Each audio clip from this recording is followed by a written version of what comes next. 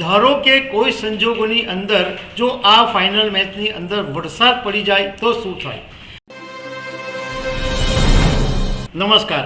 ICC champions trophy શરૂ થઈ અને હવે આવતીકાલે પૂરી પણ થઈ જવાની. તમને બધાને ખબર જ છે કે final match Dubai international ground ઉપર રમાવાની છે અને ભારત અને ન્યૂઝીલેન્ડની વચ્ચે ફાઇનલ મેચ છે. પણ ઘણા બધા લોકોના મગજની અંદર એક સવાલ છે કે ધારો કે કોઈ સંજોગોની અંદર જો આ ફાઇનલ મેચની અંદર વરસાદ પડી જાય તો શું થાય? તો એના વિશે હું તમારી સાથે વાત કરીશ. મારું નામ રાજેશ શાહ છે અને તમે જોઈ રહ્યા છો ગુજરાતના સૌથી મોટા ડિજિટલ ન્યૂઝ પ્લેટફોર્મ ખબર છે .com. આખા દેશની અંદર થનગનાટ છે કારણ કે ટીમ ઇન્ડિયા આ વખતે આઈસીસી ચેમ્પિયન્સ ટ્રોફીમાં બધી મેચો જીતીને હવે ફાઇનલમાં પહોંચી છે. સેમિફાઇનલમાં પણ જીતી ગઈ અને હવે ફાઇનલ મેચ જે છે એ ન્યૂઝીલેન્ડની સાથે છે. બધાને એવી આશા છે કે જો કાલે મેચ રમાશે તો આપણે આ ચેમ્પિયનનો કપ જે છે એ ભારત લઈને આવીશું. બધા જ ઇવન ટીમ ઇન્ડિયાને પણ આશાવાદ છે અને ભારતના બધા લોકોને પણ છે. પરંતુ એક સવાલ એ ઊભો થાય કે ધારો કે કોઈ સંજોગોની અંદર વરસાદ પડી જાય તો શું સિચ્યુએશન ઊભી થાય? તો આઈસીસીનો જે નિયમ છે એમાં એવું છે કે ઇન કેસ ઓફ જો ધારો કે આવતીકાલે વરસાદ પડે તો ઓછામાં ઓછી 20 ઓવર રમાડવી પડે અને ધારો કે એવા સંજોગોની અંદર એવો સંજોગ ઊભો થાય કે વરસાદ પડ્યા જ કરે અને એક પણ ઓવર નહીં રમાય તો એક રિઝર્વ ડે રાખવામાં આવ્યો છે.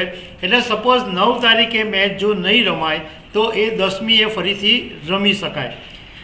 પણ અત્યારે દુબઈમાં જે હવામાન છે, દુબઈમાં હવામાન વિભાગે રવિવારના જે હવામાનની આગાહી કરેલી છે એમાં રવિવારે 30 ડિગ્રી જેટલું તાપમાન રહેશે.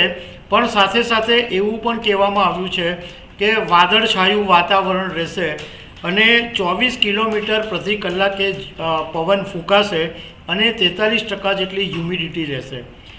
આમ જોવા જઈએ તો બધા મોટે ભાગના જાણકારોનું કહેવું એમ છે કે આવતીકાલે વરસાદનું વિઘ્ન આવે એવી કોઈ બિલકુલ શક્યતા નથી. એટલે મેચ તો રમાશે જ.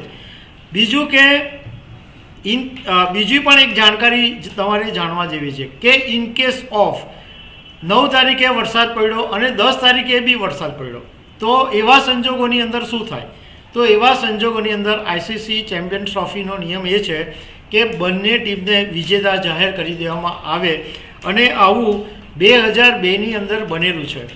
ભારત અને શ્રીલંકા વચ્ચેની ફાઇનલ મેચ હતી અને બંને દિવસ વરસાદ પડ્યો, બંને દિવસ મેચ નહીં રમાય તો ભારત અને શ્રીલંકાને વિજેતા જાહેર કરી દેવામાં આવ્યા હતા.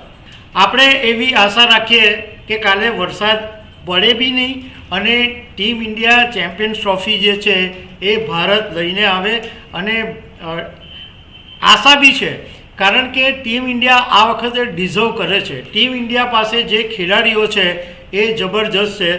વિરાટ કોહલી ફોર્મમાં છે, રોહિત શર્મા વચ્ચે એક વખત ફોર્મમાં આવી ગયો પણ કોઈકને જે પણ શરૂઆતના જે 4 ખેલાડી અને મિડલ ઓર્ડરના ખેલાડીઓ બધા એમાંથી કોઈને કોઈ એક ખેલાડી તો એવો હોય જ છે કે જે ટીમ ઇન્ડિયાને સાચવી લે છે. એ પછી હાર્દિક પટેલ હોય કે રાહુલ હોય કે શુભમન ગિલ હોય કે કોઈ પણ હોય, કોઈ એક ખેલાડી તો રમે જ છે.